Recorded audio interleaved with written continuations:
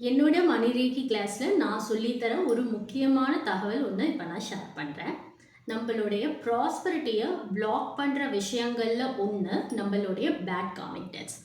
So prosperity நமக்கு வேணும் அப்படின்னா முதல்ல இந்த பேட் காமிக் டெத்ஸு ரிலீஸ் ஆகணும்.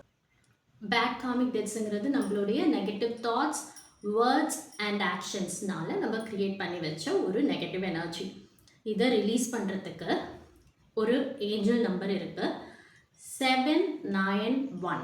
இந்த 791ங்கிற நம்பர் நம்மளை ஒரு ஏஞ்சலோட கனெக்ட் பண்ணும். அந்த அற்புதமான ஏஞ்சல் நம்மளுடைய பேட் கார்மிக் டெத்ஸை ரிலீஸ் பண்ண மன்னிக்கக்கூடிய ஒரு கருணை உள்ள தேவதை.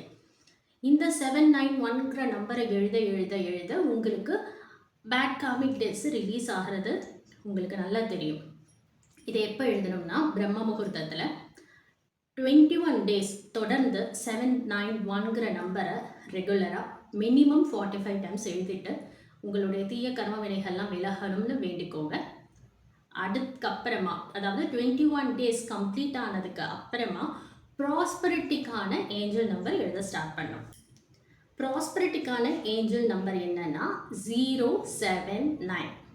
இதை க்ரீன் கலர் பெனில் தினமுமே எழுதிட்டு வரணும் பிரம்ம முகூர்த்தத்தில். இதே மாதிரி தான் மினிமம் 45 டைம்ஸ்.